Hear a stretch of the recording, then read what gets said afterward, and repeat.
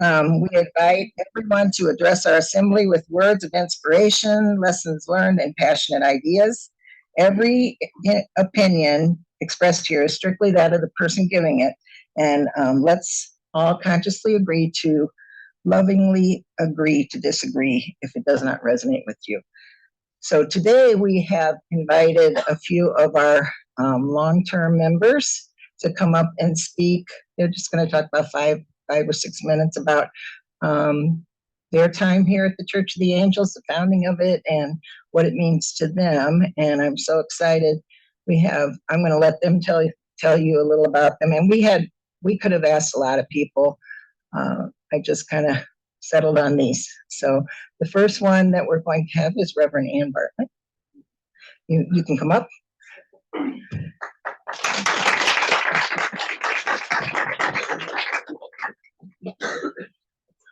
Hi, everybody. I was just a baby girl when I first started attending a spiritual church, and now I'm one of the older ones. It's like really weird. But my bio, a friend of mine from work asked me one day to go to a message service at a spiritualist church. And I'm like, what's that? So I went, and it was a Memorial Spiritualist Church down in Cleveland. Those of you here that are familiar with the old church down there, I did, and I saw it was an all-message night, and I was blown away with what these mediums up front were doing and saying, including Rev Walt and his soon-to-be wife, Reverend Shauna Spalding St. Clair. And I'm like, oh, this is cool. So my mother was a gifted clairvoyant who never took a class. She just said, Grandpa's here.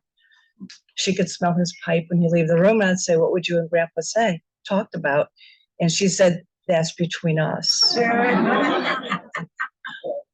Well, later in life, I discovered I too had the gift of clairvoyance, but I was fortunate enough to have many teachers and many experiences. And starting out with Reverend Walt and Reverend Sean and Reverend Francis Warfield and Reverend Karen Hill down there at Memorial.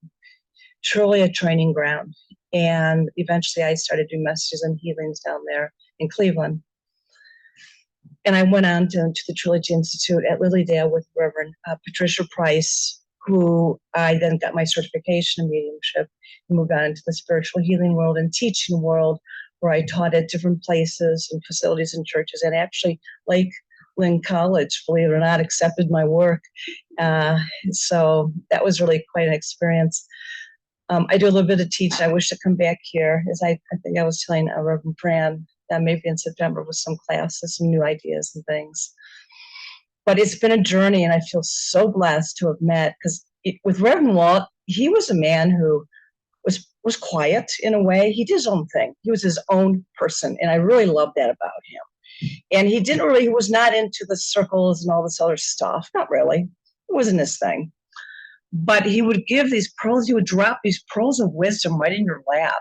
Like, for example, as a hands-on healer, he would say, the stronger your body is, the more energy you can handle going through it from those in spirit who really know what they're doing to affect a problem that with the person right in front of you. Then he also said that if you received an image or a vision, if it's not moving in your mind, your mind's eye, you know that's from someone in spirit who's projecting that image into your mind. And then he goes, look at it, and then gently move your vision to the left and right of that image to expand that image to get even more information for that person. Those are two big things that he really brought across to me personally, as a developing medium. And we all are. We're still all developing and learning. It's just ongoing. Going back a little bit, it's really wonderful to my heart to see Reverend Pat Gates was there. Reverend Sally Deutsch was there in the beginnings at Memorial. I don't know who else was. Okay, you were. So, it's this little wonderful little church. You as well. I'm sorry, I don't remember your name. It was a very nice, sweet church. It was.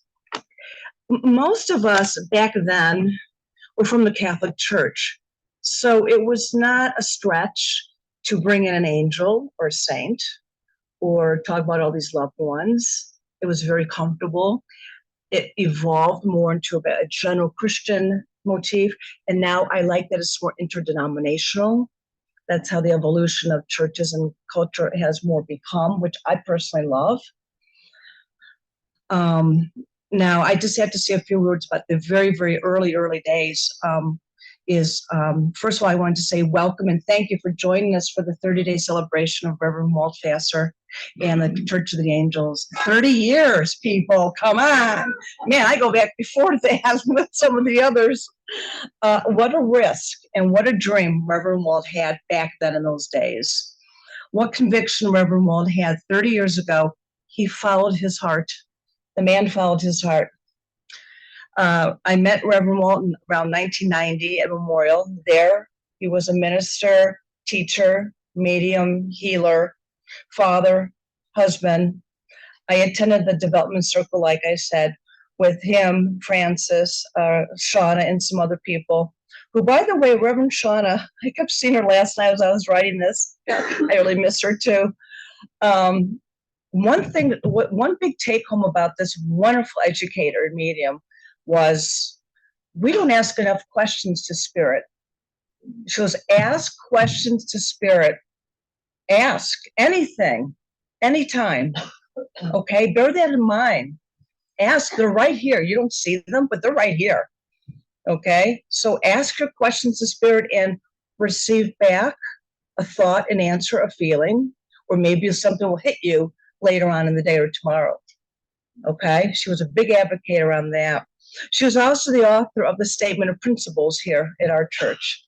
She was inspired one day when she was taking a shower and all the words just flowed to her and she wrote them down quickly. She was an author. Also 2 books. It's on Amazon. Reverend Walt was interesting. He said that he was really, number one, he was from Massachusetts. He was born and raised there. He had a bit of an accent sometimes, you could tell. And he was very close to his grandmother, who, as I recall, read tea leaves. All right. And he knew in his heart, he had like this feeling, yeah, I should be learning a little bit about this stuff. Kind of interesting. Kind of pushed it to the side until one day, Spirit had their way. He was in an auto accident. Before Grandma had passed, she had given Walt all of her metaphysical books, which were in his trunk, which he lugged around with him for years in the trunk of his car. There was an auto accident, wham! And the trunk flipped open and all the books were right there. He was injured, but he spent that time in recovery starting to read the books, read all these books. And that was his beginning education. He then moved on to Cleveland for work. He worked as an engineer for General Electric. That was his day job. And then he felt drawn to the more metaphysical world after reading all these books, but didn't know what to do with it. He found out about Memorial Spiritualist Church and felt resonance with that and went there, where at the time he met Reverend Francis, who was pastor. She took him on as a student and trained him in her ways. And then let's see, where am I kind of jumped a little bit. Oh, okay. So Walt was a real mainstay and a real presence at Memorial. And I was so surprised the day he asked me to meet him somewhere in public. And I did. And he goes, Ann, I'm splitting from the church. I'm going to start my own church. I'm like, what? Why? I mean, this Memorial was a big deal back in the day. It was the place to go, that in Ashtabula. It was always a full house, had a strong board. I thought, wow. Because I'm following my heart. It's inside of me and to do this. It's inside me to do this. I said, okay. At first I didn't say yes. He came to me with such earnest and a sense of devotion and urgency almost. I had a dream. I asked God, what do I do? I was a mainstay at Memorial and quite happy being there. Or should I take a chance myself and go with Walt and see what happens? My dream that night told me, go with Walt. Decision made. I said yes. And I signed off on the charter, the original charter, which I happen to have a copy of. Okay, on this particular one, I don't know legally if it's 21, but on this document, there's 24 signatures of the original people that we all signed, the founding members. At the time, Walt called it United Worship Center. That was the original name of this church. It was under the Universal Spiritualist Association, where the home was in Indiana. That went on for a couple years until finally it was decided we want to be our own independent, freestanding, autonomous spiritualist church without any big overhead rules or anything. We want our own creative direction and protocols. So thus Church of the Angels was created. That beautiful window there was done by Rev Rebecca Roll. She lives out in Middlefield, and that was a donation to us almost immediately. What a blessing.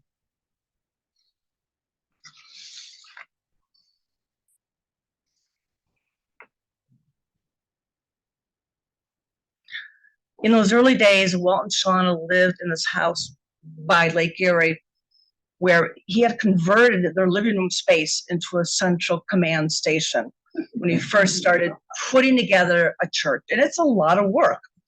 It's a lot of work legally and financially and obtaining supplies, things you take for granted, chairs, hymnals, legal documents. It was really cool to see a project in front of your eyes just unfolding in the work that goes into it, or the background story.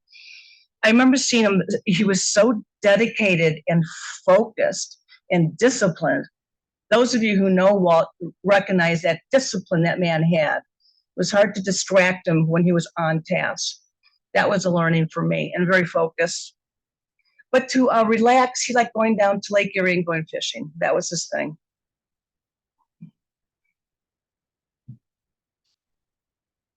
So we got his 21st signatures for the founding members.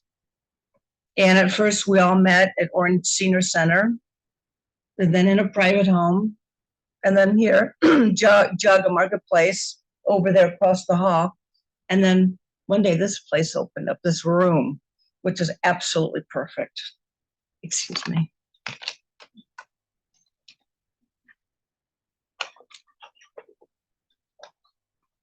All of which I find divinely orchestrated. Every move, every piece, every checker move was divinely orchestrated in conjunction with Walt accepting the will, the divine will, along with his will combined. Walt followed his heart. It was a job. It was always a big job, but Reverend Walt was always at the helm. Always. He was the man.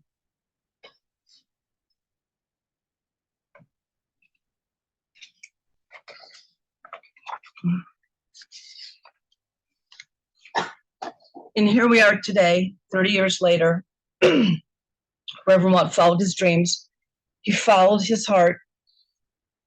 Even though back then, and this can apply to every one of us in this room, he was a really good example about this. He didn't get support, not really. When he wanted to break from the church, they needed him there because he was so good at what he did and what he brought to the table. He did not get the support that he truly should have had, could have had. And he set out on his own. He was on his own God mission. He followed what was inside of him to do. How many of us can do that? How many of us can step out and do your thing, no matter what anyone says or thinks? He was a wonderful role model with that.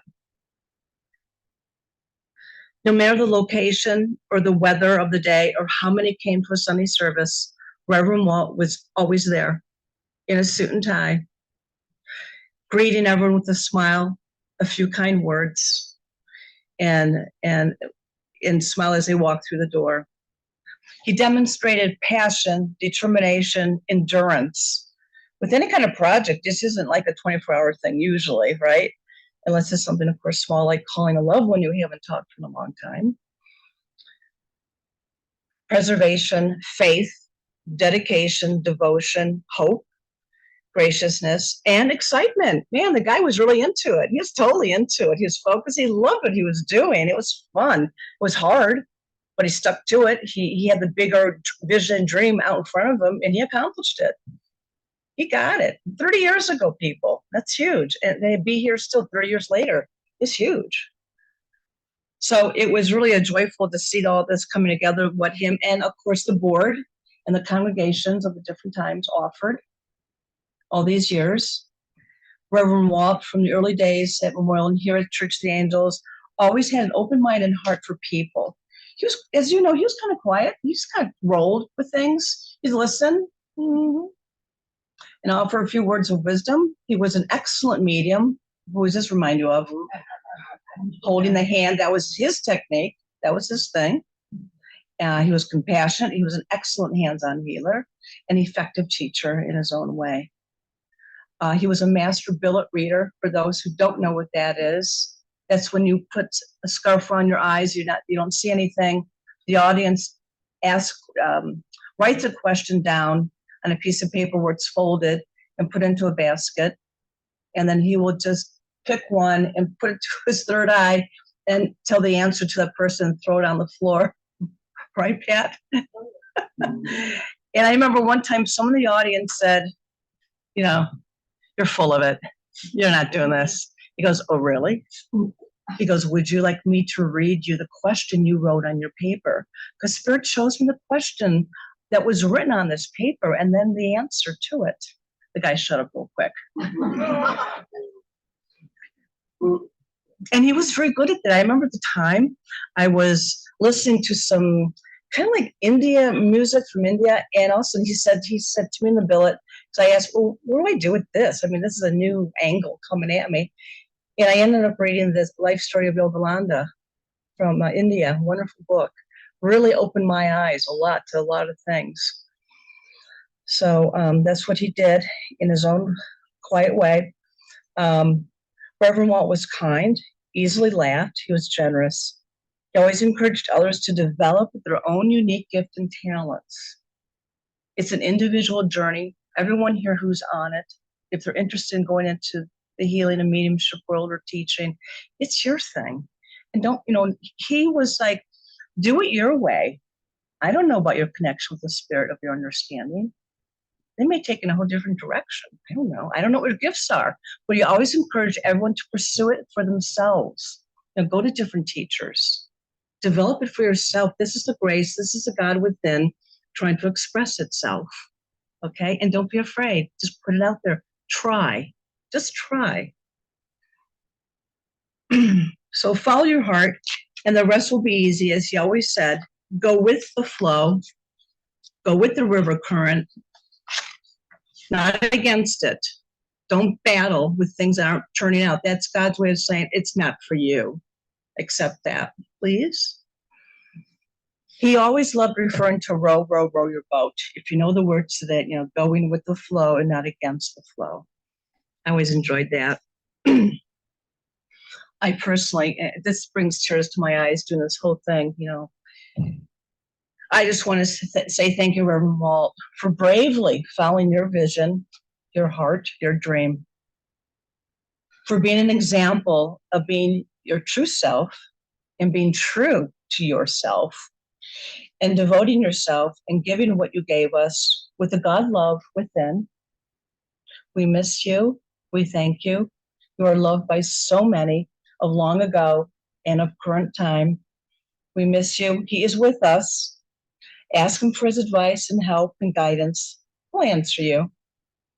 And with that, I say thank you very much.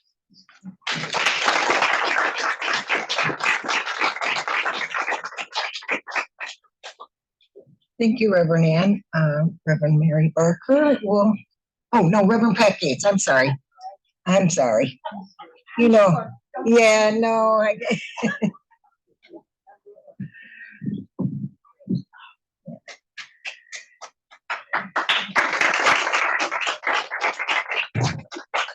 This was a piece of Reverend Walt's artwork that I actually didn't get until almost his passing. And I used to drive him to church sometimes because he wasn't driving for a long time. And I hate standing back there, so you're going to have to put up with me wandering around. I met Reverend Walt at Memorial. And I was going through personal changes in my life. I was going through a divorce. And I thought that was the strangest thing in the world, to go down there and somebody was going to give me a message. And I remember this one medium gave me a message from my grandmother about the canary in the cage. It was not Reverend Walt, but it was somebody else. But I kept going back. And I think that's what we all need to do sometimes, is just keep going back, just keep taking that next step in our lives. And I think that's one of the things that Reverend Walt teaches us. He did the next step. I sat on the board with him and Reverend Shauna at Memorial. I heard he talked about changing, creating his own church. I only made it to the Orange Senior Center a couple times.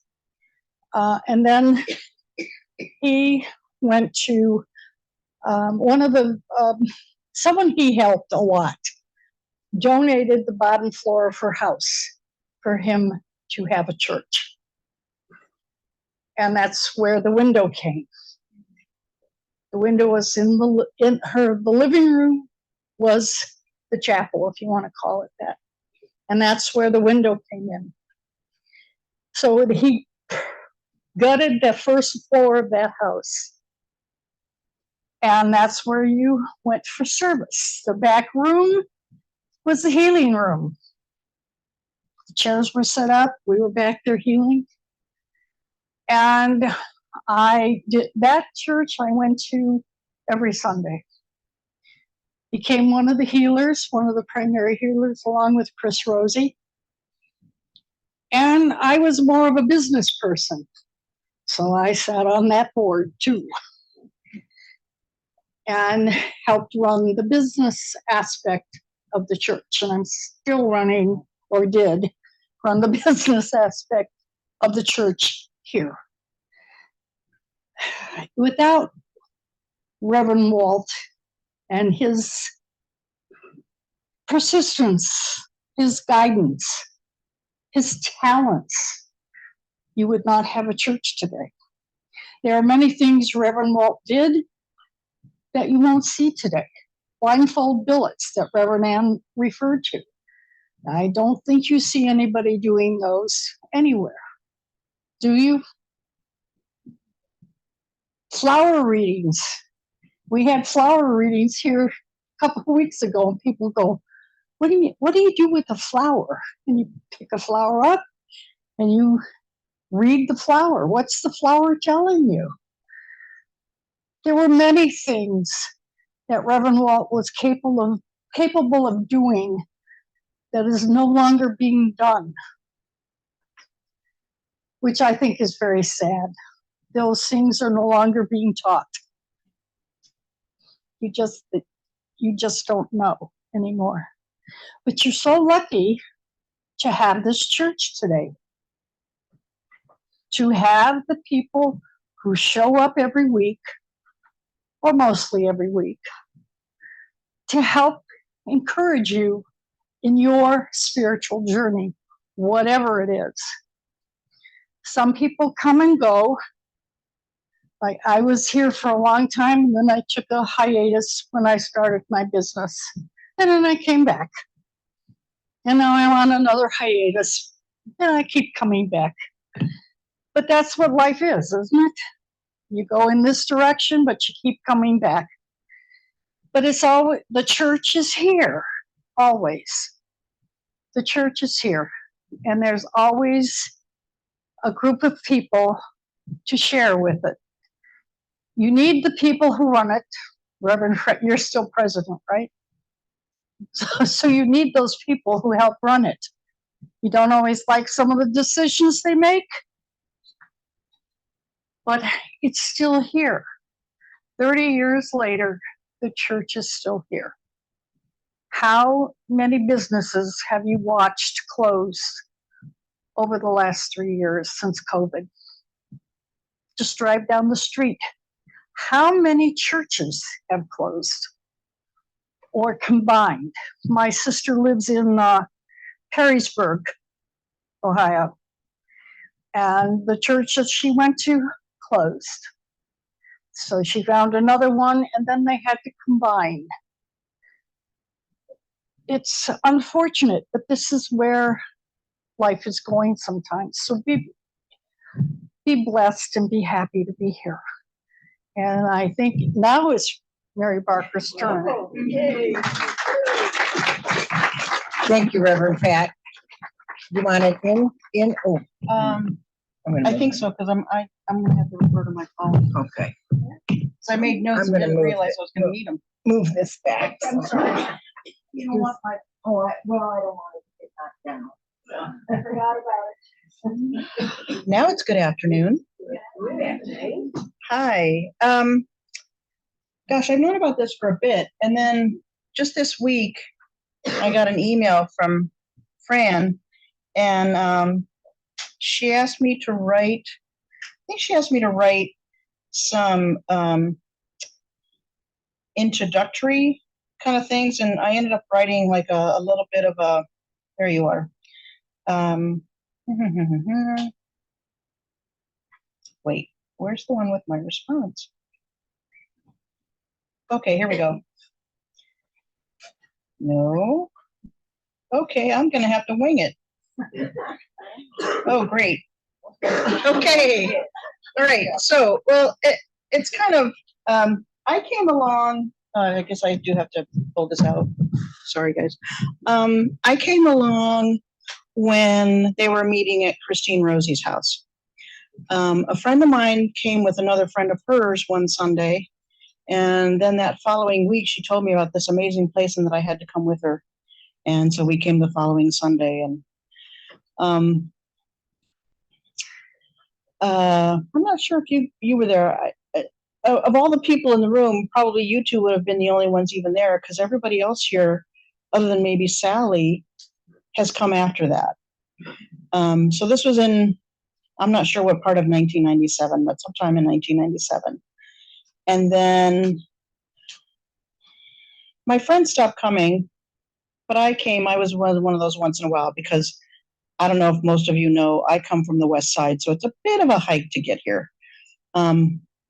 So I wasn't coming every Sunday, but I was coming fairly frequently because I got a lot out of it.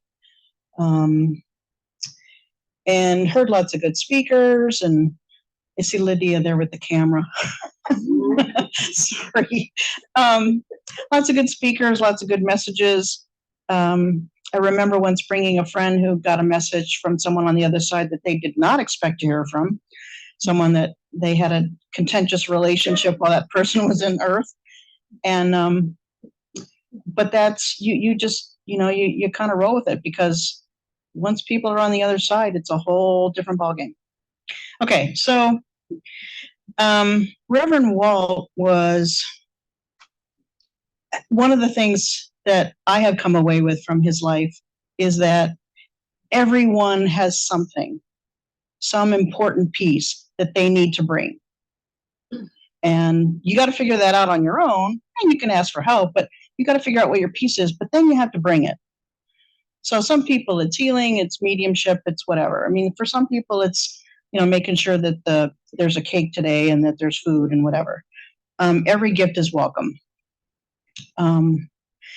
And at one point I remember him asking me to come up, and I was like, I don't think so.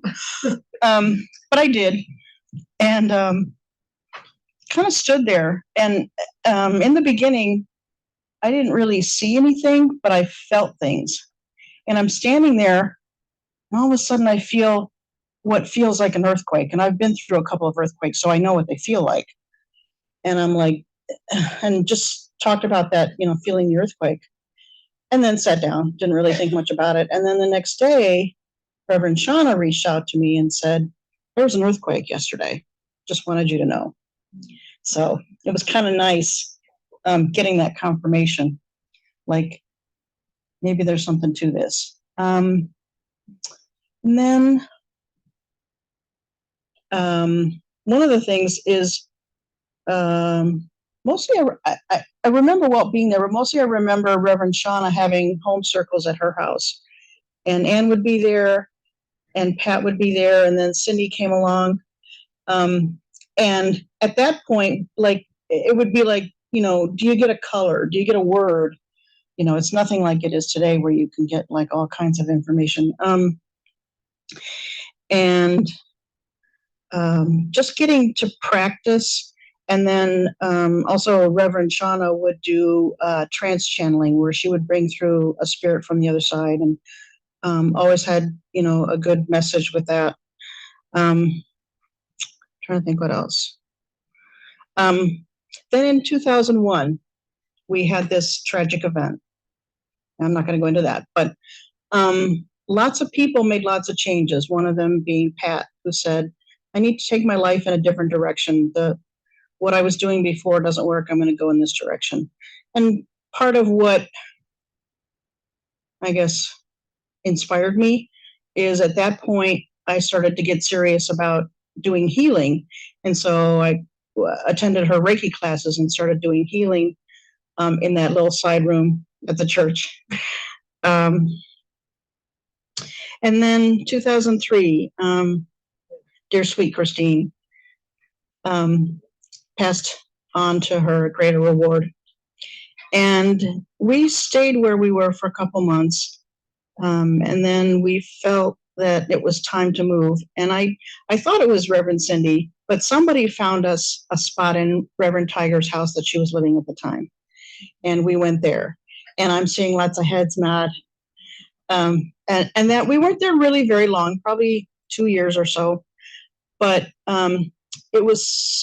she had a very large living room and lots of comfortable couches, and you could sit around, and it was really good.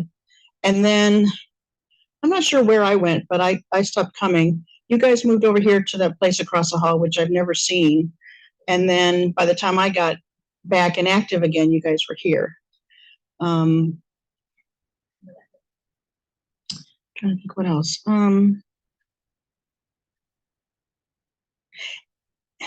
And I guess at that point, Reverend Walt, who hadn't, as far as I know, hadn't really been very active, had come back again. I guess for me, like, I tend to think, even though if not for his drive and his ambition, we wouldn't be here. At the same time, I know that there were other people that were with him, like Reverend Shauna, Reverend Ann, and other people, that without their saying, we're here, we're with you, we're supporting you, we wouldn't be here today. So again, for those of you who may not be in a position of leadership, don't think that you're not important. And what you do, like, all of us here could come and create a church service, but if nobody comes and fills the chairs, what's the point? So everybody has a purpose. And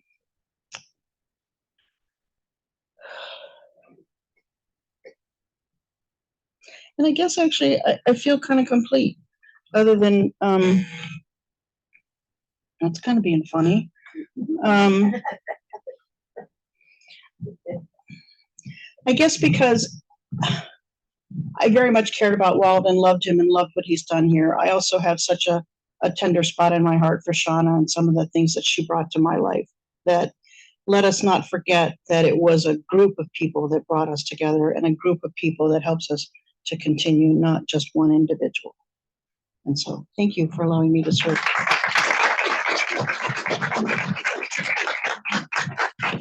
Thank you, Reverend Mary. And we'll have Reverend Cindy Hudson now. And while I know everybody that's spoken so far, Reverend Cindy's been in a leadership role since I started here.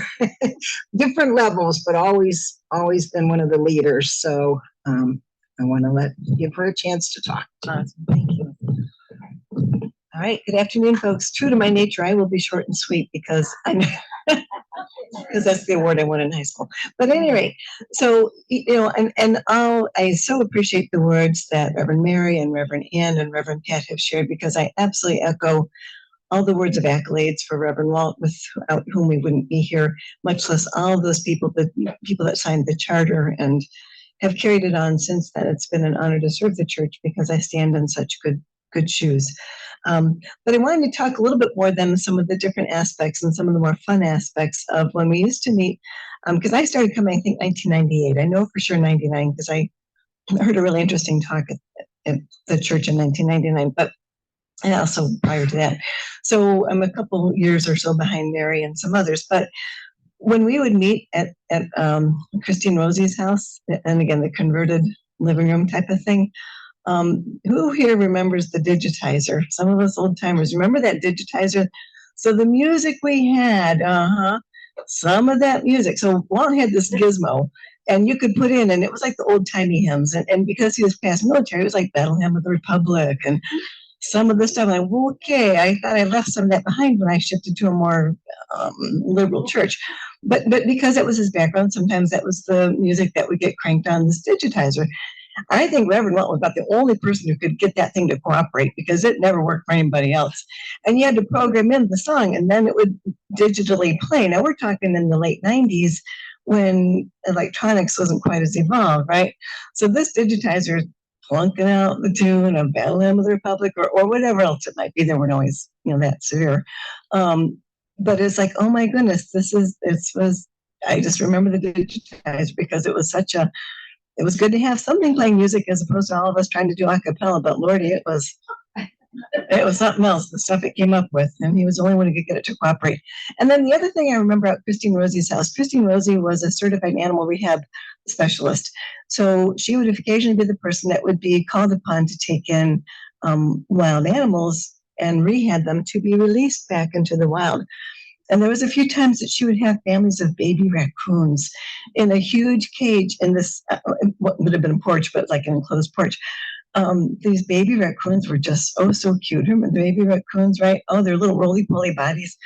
And it was like, okay, I know we can only look and not touch them. They need to be returned out into the wild. And those raccoons knew who their mama was. And, even when they were released into the wild, she kind of has the raccoon whisperer, I think, because they would come back to see her. And those are some delightful memories of the early days of the church, in addition to all the beautiful things that have been previously shared. Some of the things that maybe you didn't know about the history of the church, there was a time when there were 6 of us gathering at Christine Rosie's house. I mean, are we going to make it or break it? And we decided to go big or go home when we had the opportunity to rent the space across the way, which has no windows, cement floor, but it was cheap, so that's what we could do. And here we are. So that's exciting, and that's thanks to you and all of our predecessors that enabled that to happen. But in this time, we've also had some other satellite churches, and I want to give a shout out to those that stepped up to their call of ministry for the time that it was appropriate for them. We had the late Reverend Sharon Hill open up a church on the west side, and they met at the Unitarian Universalist Church over there off of Hilliard. And then there was like a Thursday evening service because the church needed their space on Sundays. And then we also had a church out in the Boardman Canfield area. So that was like an hour and 15 minutes away from here. Reverend Dina Terashati headed that church up and had regular Sunday services in the space that she had. So there has been a time that we were not just here, but had our wings spread. And again, this all goes back to Reverend Walt and the group of people that believed in his vision and supported him, and the people who have believed and supported ever since. And I'm grateful to our ancestors of the church, alive and on the other side. And I'm grateful to each of you for being here, sharing this celebration with us. Thank you. Okay, so you heard a lot of history there, and that was fun, but we also wanted to give you an idea of the perception of somebody that is fairly new to our church. So I've asked Ed Laylin to please come up and just give his. Before we have that, I just want to give a shout out to Reverend Jenny Langford, because when Walt started failing in this health, she really took up the reins and was president and pastor of this church. Well, then Walt became the pastor emeritus. Right. Things did change about a year ago, and others now are in these positions. But God bless you, Jane, for all those years that you ran the church and did such a great job. Thank you. Yes, thank you so much.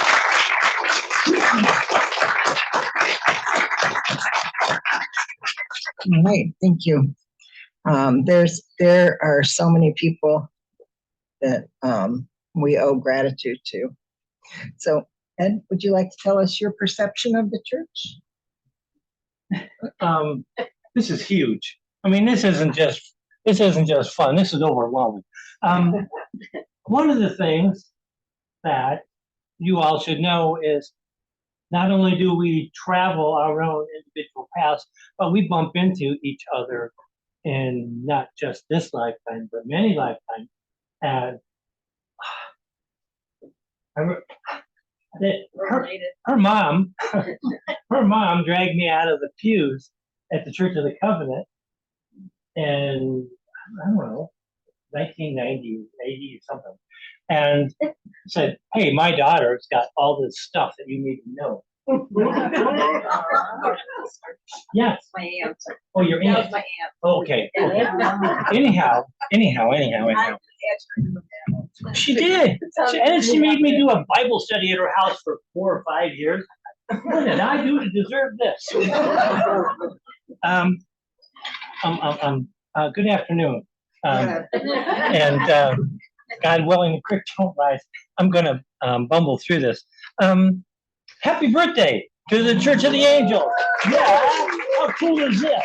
Oh, this is wonderful. Okay, things, okay? We've been talking about people and places and stuff, but I want to go a little bit into a different tangent because, I don't know, stir the waters a little bit. It's okay. The thing that's important isn't the thing. And it's not only not the thing, it isn't the other thing. The thing that's important is the space between the things. The space isn't a thing. The space isn't a thought. The space is a binding relationship made of us, every single one of us, and people that are similarly minded.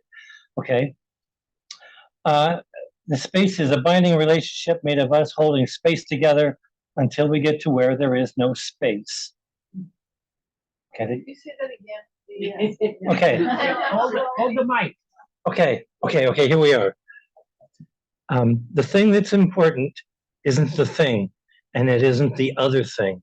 It's a space between the things. And the space isn't even the thing. The space isn't even a thought. The space is a binding relationship made of us holding space together until we get to where there is no space. And we're all doing this with every single breath, okay?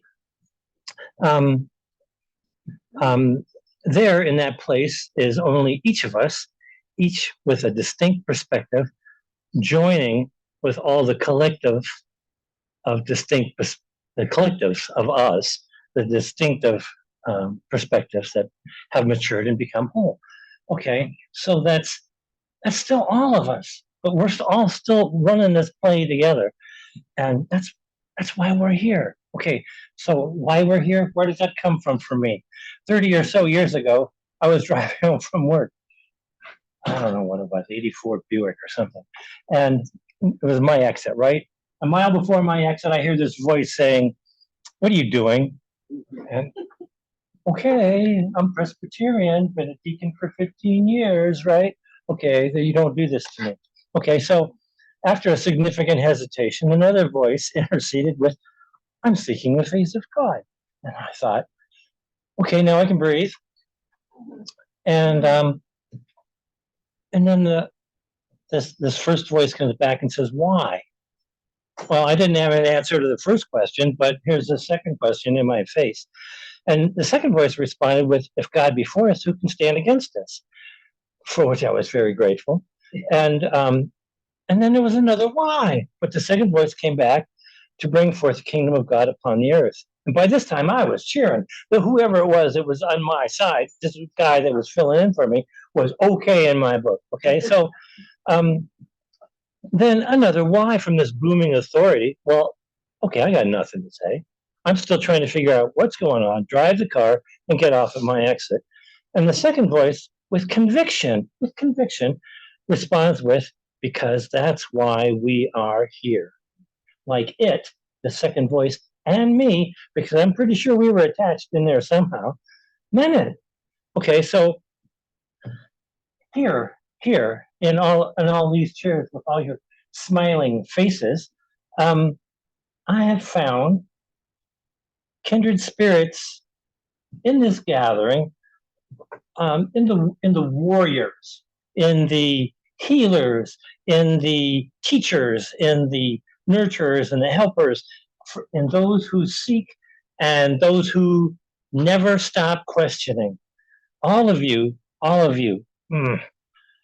real people with real issues disguised by the filters that we use to protect us from getting more of the scars that we already have.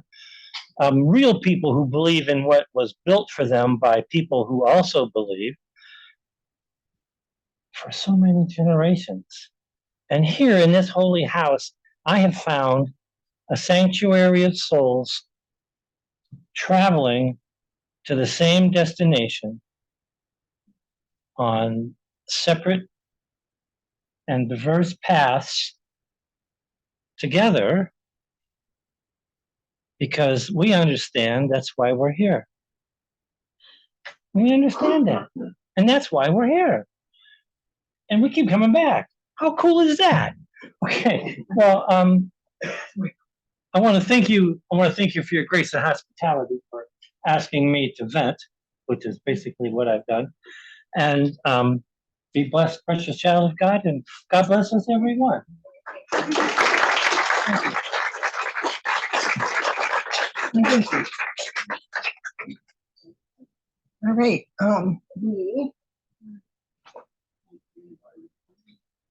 This was my part to arrange, and so of course I thought I could cram 30 years into a short amount of time, and it's not quite. We're a little bit over, but we are going to go ahead anyway.